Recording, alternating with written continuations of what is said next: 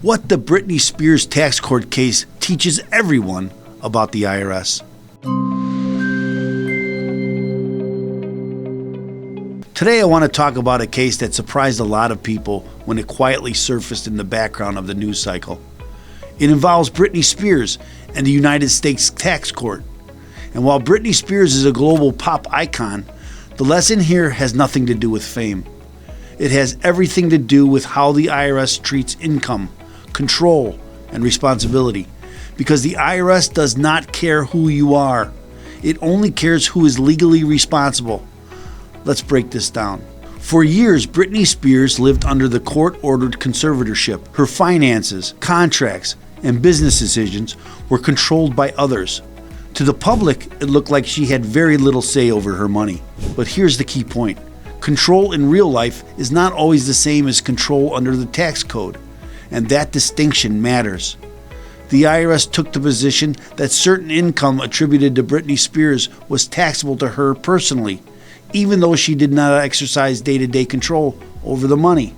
Why? Because under federal tax law, income is generally taxed to the person who earns it or who owns the underlying right to receive it, not necessarily the person who manages it. This principle goes back decades. The IRS calls it assignment of income doctrine. You cannot simply point to someone else and say, they handled it, so they should pay the tax. Here's where this becomes relevant to everyone watching.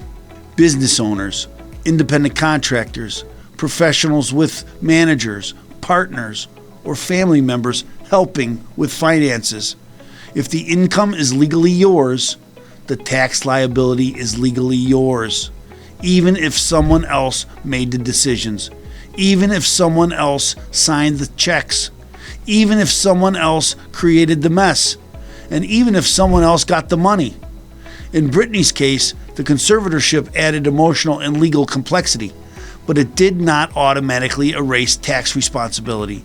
The tax court focuses on statutes, ownership, and economic reality, not sympathy, not headlines, not public opinion.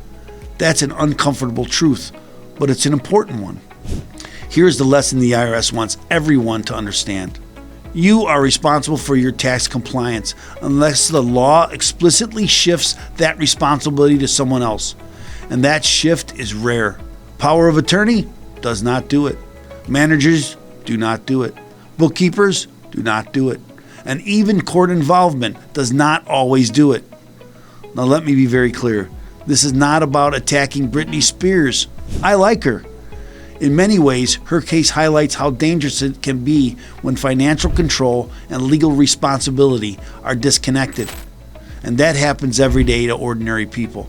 Spouses, business partners, adult children, contractors relying on their guy to handle taxes. Here is the practical takeaway.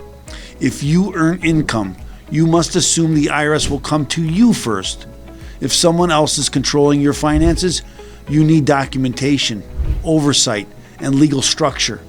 Because when things go wrong, and they always do, the IRS does not chase explanations, it chases taxpayers.